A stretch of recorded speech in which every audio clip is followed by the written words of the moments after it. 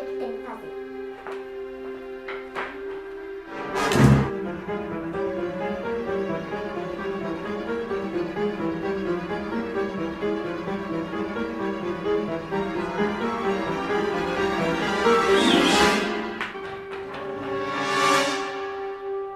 Tá, mas o que é isso?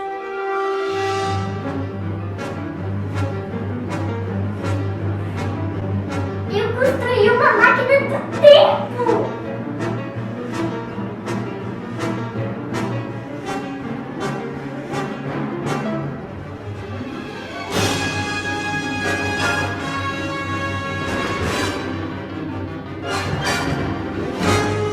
Pode vir. Ô pai, vem cá. Não, pode vir. É que eu não sei andar de bicicleta, não. Quê? Eu não sei andar de bicicleta, não.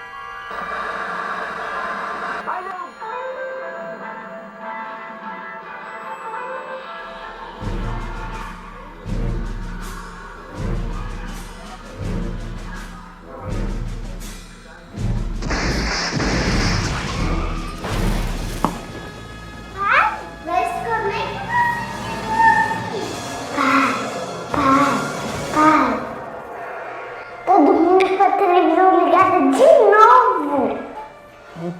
O que é? Você dormiu com a televisão ligada de novo!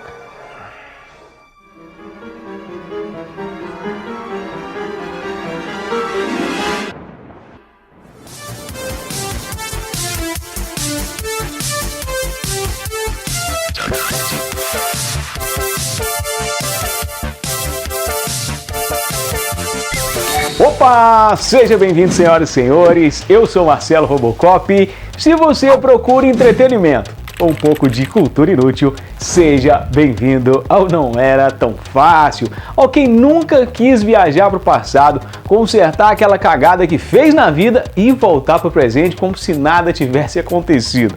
Só que tem gente que não queria nem saber de passado não.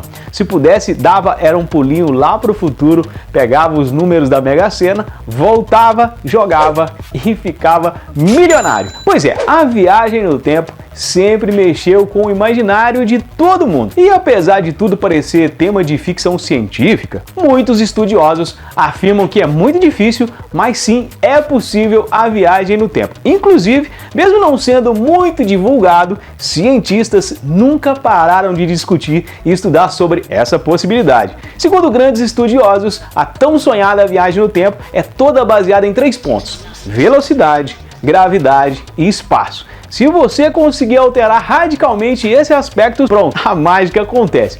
Mas se tem um jeito de voltar no tempo seguro, com mais emoção e até mesmo antes da nova máquina do tempo ser desenvolvida, é através da sétima arte, que vira e mexe, lança mais filmes com o tema. E o mais curioso disso tudo são os vários meios de transporte. Em 1989, Bill e Ted viajaram no tempo através de uma cabine telefônica.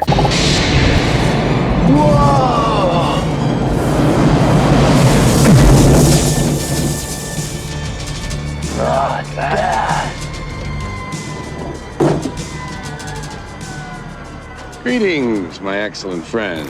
Tá, eu sei que se você é mais jovem deve estar falando: ah, mas não dá para acreditar numa viagem no tempo numa cabine telefônica. Isso é porque você não sabe da máquina do tempo dos anos 60, que apareceu no filme The Time Machine. I had to stop and find out.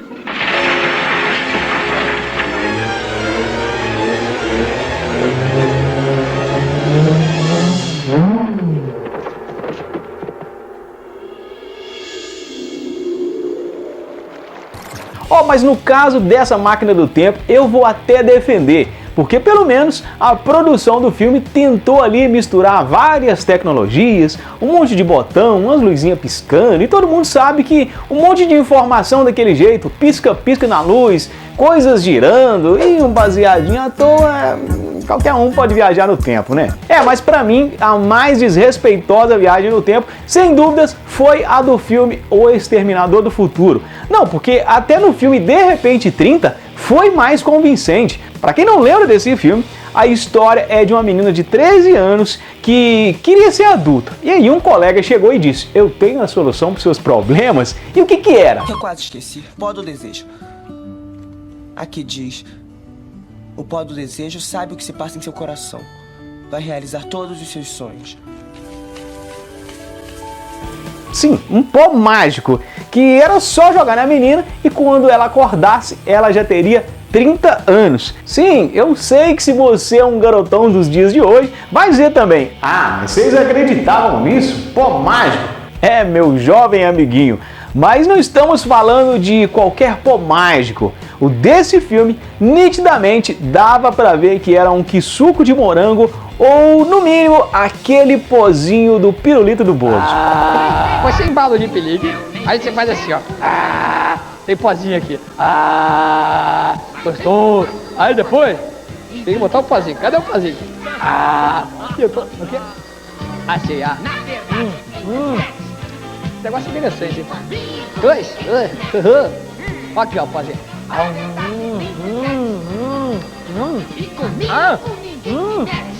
Já molhei! Se você tem mais de 30, pegou a referência aí, né? Mas se você for mais jovem e inocente, eu também não vou te explicar. Mas voltando para o Exterminador do Futuro, eu nunca entendi por que a produção do filme nem quis perder tempo em mostrar a máquina do tempo deles. Do nada já aparecem uns raios e o Arnold Schwarzenegger já aparece peladão lá no futuro. E a outra coisa que eu nunca entendi: que raios de viagem no tempo que é essa que o cara viaja pelado? Tem momentos até que dá a impressão que o ator estava fazendo um filme para maiores de 18 anos e o pessoal já meteu o pé na porta, invadindo o quarto, dizendo: aí maluco, viagem para 2029. E antes do cara responder, os caras já meteram um raio ali do tempo e o cara já apareceu caindo peladão mesmo lá no futuro. E isso nem faz sentido, porque se fosse para mandar para o futuro, no exato momento que o ator estivesse dando aquele gratino, a gente sabe que o ator seria um outro, né?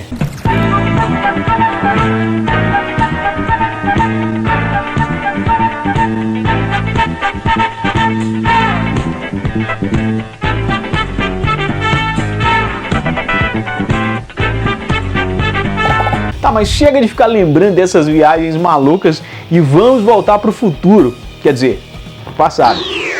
O primeiro filme que abordou o tema viagem no tempo surgiu em 1949. O filme foi baseado na história do livro Um Yankee na Corte do Rei Arthur, de 1889, e resumidamente a história desse livro que virou filme conta a história do mecânico Hank Martin, que um dia chuvoso acabou sofrendo um acidente de cavalo, tomou uma cacetada na cabeça que levou ele direto para a Inglaterra no século VI, caindo lá na corte do rei Arthur. E lá ele se apaixonou pela sobrinha da majestade, já foi logo em cana e quando ia ser queimado vivo, na malandragem, antes de ser incinerado, ele falou que sabia fazer fogo e fez aquele truque de quinta série de fazer fogo no papel com a lente de aumento. Depois o pessoal acabou achando que ele era bruxo e imagina a confusão. Pois é, mas sem dúvidas, quando o assunto é viagem no tempo, a trilogia De Volta para o Futuro é a mais completa e mais bem amarrada história do cinema. Então, para comemorar os quase 40 anos dessa obra-prima, hoje vamos relembrar algumas curiosidades sobre De Volta para o Futuro.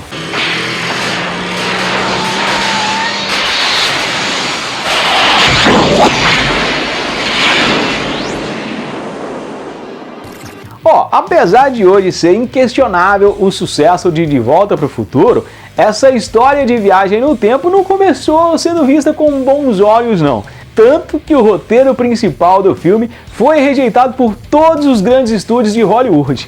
O script inicial do primeiro filme chegou a ser rejeitado mais de 40 vezes, até um dia que o roteirista do filme, Robert Zemeckis, apresentou a ideia para ninguém menos que Steven Spielberg, que deu umas pinceladas para ajustar o roteiro e, claro que com sua influência e perspicácia para uma boa história, abraçou a ideia e apresentaram para Universal Pictures, que resolveu arriscar e aceitaram a produzir o longa. Uma das primeiras curiosidades é que por muito pouco o nosso Marty McFly não seria interpretado pelo grande Michael J. Fox. Isso porque desde o início ele era o ator escolhido para o papel, mas como na época ele ainda atuava na série de humor norte-americana Caras e Caretas e era um dos atores principais, e por isso meio que a produção da série não queria liberar o ator com medo de sobrecarregá-lo. E assim, diante dessa primeira negativa, o ator Eric Stoltz foi contratado para o papel e inclusive começou a gravar algumas cenas como Marty McFly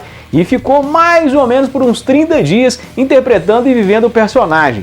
Mas como desde o início ele não era o preferido para o papel e rumores que o novo ator não combinava muito bem com os outros atores do elenco, fizeram com que a produção insistisse até conseguir com que Michael J. Fox assumisse o papel, e aí Eric Stoltz foi demitido e as cenas foram regravadas com o verdadeiro McFly.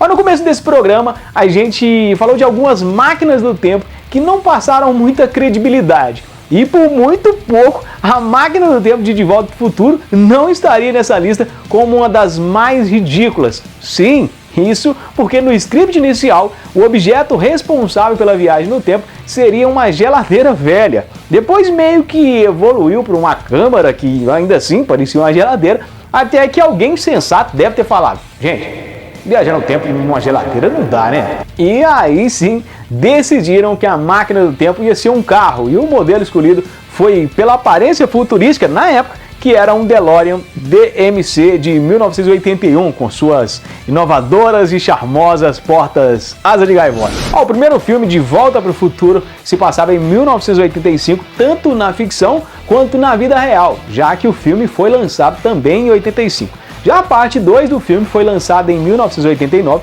mas o filme ainda se passava em 85. E foi nesse filme que aconteceu a viagem para 21 de outubro de 2015, ou seja, 30 anos no futuro. E olha só como eles imaginavam que seria o futuro em 2015.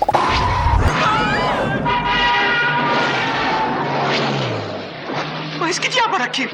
Era um táxi. Que história é essa de táxi? Pensei que estivéssemos voando. Exato. Tá legal, doutor. O que está vendo, hein? Onde estamos e quando estamos? Estamos descendo rumo a Hill Valley, Califórnia, às 4h29 da tarde, uma quarta-feira, 21 de outubro, ano 2015. Ano 2015? Então estamos no futuro. Pois é. Por mais que pra gente 2015 já passou há muito tempo e até hoje nada de carros voadores, na época 2015 era num futuro muito distante. Por enquanto a gente ainda não vê os carros voadores como os do filme por aí, mas pode ser que isso sim aconteça num futuro um pouco mais pra frente. Até mesmo porque já existem alguns protótipos sendo testados. Tudo bem que parecem uns aviões disfarçados de carro, uns drones misturados com helicóptero, mas está saindo. Mas apesar dessa previsão do filme aí ter dado errado, muita coisa que se passou no futuro lá da ficção acabou se tornando realidade pra gente sim, como por exemplo a ligação por vídeo. Recebendo ligação. Meu grande amigo. A gente está falando de 1985, onde a telefonia móvel ainda estava começando a dar uma evoluída, não tinha nada de internet, os computadores ainda eram meio sem recursos, então eu duvido que lá nos anos 80 você podia imaginar que um dia você pudesse conversar com as pessoas do outro lado do mundo e ainda assistindo tudo através da tela do seu celular ou computador. E claro, outra coisa do filme que também acertaram, se você reparou bem, é que a chamada de vídeo foi numa TVzona, numa tela plana. E sim, pra gente isso é normal, só que lá nos anos 80, anos 90, as TVs mais tecnológicas ainda eram de tubo e as TVs planas, fininhas, assim como a gente conhece, só começaram a surgir no final dos anos 90 e início dos anos 2000. Hoje em dia todo mundo quer um Alexa para acender luz, apagar luz, trocar de canal de TV, isso tudo é comodidade. Alexa, Apaga a luz. Não, agora falando sério. Pois é, esse lance de automatização de casas, tipo Alexa dos dias de hoje, curiosamente, o filme também acertou numa das suas cenas. Em De Volta para o Futuro, lá em 1985, nessa cena, eles faziam coisas por comando de voz, tipo acender a luz, Luzes acesas. comandar o micro-ondas. Que ótimo, canal de atrocidade. E tratar no nível 4, por favor.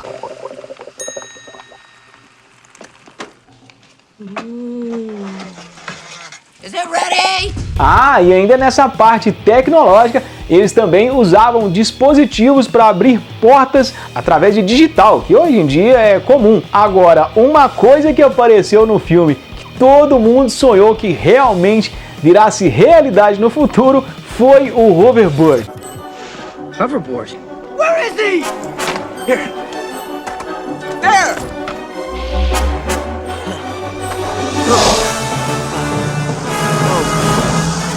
He's on a hoverboard!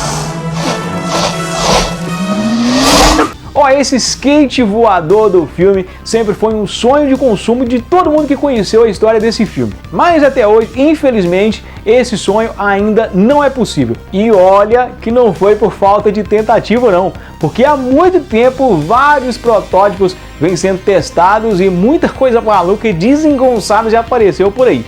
Mas o mais próximo do filme que já apareceu até hoje foi o de uma empresa chamada Rendo.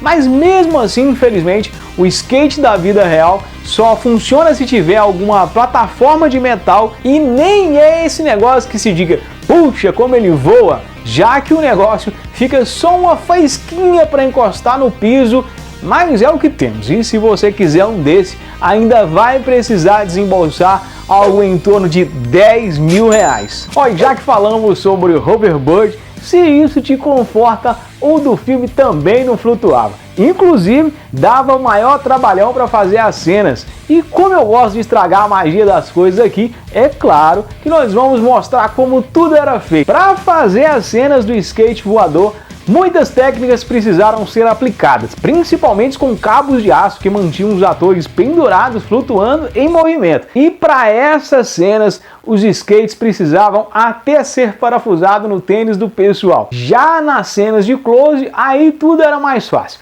Se fosse filmar a parte de cima, os atores podiam até ficar sobre rodas. Agora, quando iam dar um close no tênis e na parte de baixo, tipo no skate, aí penduravam os atores, dando aquela impressão que realmente eles estavam flutuando. E só mais uma curiosidade. É claro que o DeLorean do filme não era controlado por controle remoto. E se você lembra bem da cena da primeira viagem no tempo, quem estava dentro do DeLorean era o Einstein, o cachorro do Dr. Brown. E isso até que era uma estratégia, porque como o carro precisava de alguém para dirigir, era nessas horas que o dublê do Einstein, ou seja, um cara fantasiado de cachorro, literalmente entrava em cena. Eu sei que é desnecessário essa informação, porque agora todo mundo vai ficar procurando a cena para ver se dá para perceber que era um dublê. Ó, todo mundo sabe que mesmo após vários anos de assédio, ainda mais vendo sequências de filmes clássicos, voltando e rendendo verdadeiras fortunas, o diretor Robert Zemeckis,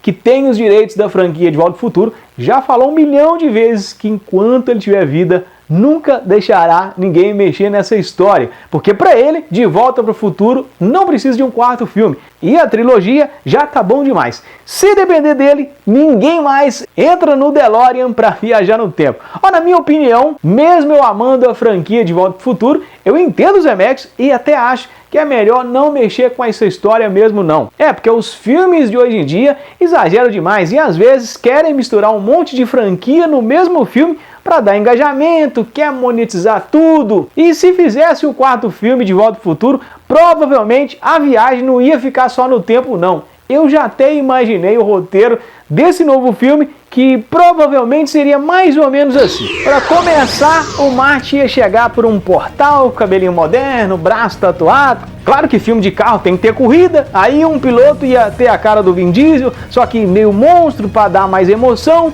O carro dele ia ser tipo a picape do Dick Vigarista, com uma serra no carro para tirar todo mundo da frente. Aí o DeLorean vem ultrapassando todo mundo para dificultar nós vamos colocar um dinossauro, porque dinossauro sempre traz bilheteria, então para garantir, bota dinossauro. Ah, é um acidente, então um acidente não pode faltar, então nós vamos colocar o Batmóvel, é clássico. Ah, e uma surpresa final, é claro que para destruir tudo não pode faltar o King Kong, grandão. Aí o Vin Diesel tem que torcer por Marte, até mesmo porque o filme não é dele. E por fim, o King Kong mostra quem manda e o filme acaba. Eu tenho certeza que se tivesse um quarto filme, ia ser alguma coisa mais ou menos parecido com isso. Agora, brincadeiras à parte, para fechar, infelizmente, um assunto um pouco triste, mas faz parte dessa história. Para quem não sabe, depois do terceiro filme de Volta para o Futuro, lá nos anos 80, o Michael J. Fox acabou sendo diagnosticado com a doença de Parkinson. Na época, os médicos até previram a evolução da doença e estimaram que ele teria só mais uns 10 anos de carreira.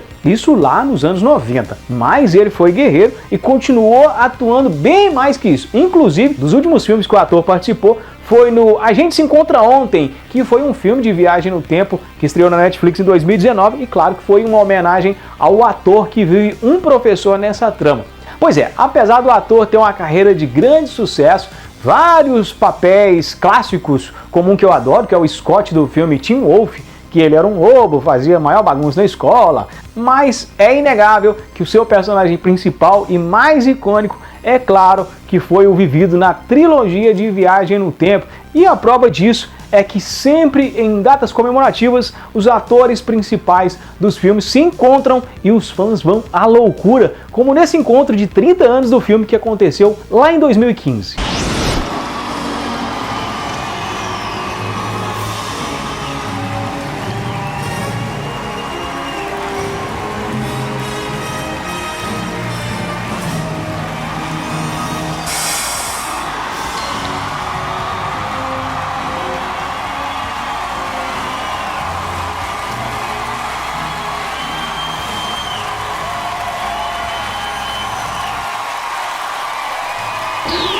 Pois é, atualmente o ator Michael J. Fox acabou de completar 62 anos e o que mais chocou os fãs, infelizmente, foi a evolução da doença nos últimos anos e a gravidade pôde ser vista no último encontro da dupla principal de Volta para o Futuro, que aconteceu na Comic Con de Nova York em outubro de 2022. Nesse evento, nitidamente dá para ver o ator muito debilitado e, infelizmente, o estágio muito avançado da doença. Mas para você que ficou curioso e gostaria de saber um pouco mais sobre como anda o ator, recentemente estreou na Apple TV o documentário Still, Ainda Sou Michael J. Fox, que mostra o próprio ator contando toda a sua trajetória e a luta contra a doença. Também vale ressaltar que desde o início dos anos 2000 ele criou a Fundação Michael J. Fox, que concentra em financiar pesquisas e garantir o desenvolvimento de terapias e ajuda para as pessoas com Parkinson. Mas aí, você sabia de todas essas curiosidades? Claro que não precisa nem viajar no tempo para saber que se você tiver curtido, já pode ir deixando o seu like e se inscrevendo e, claro, compartilhando com todos os seus amigos. Na próxima semana eu volto? Não sei, mas eu prometo que sempre que possível eu dou uma passadinha por aqui. Então, até a próxima!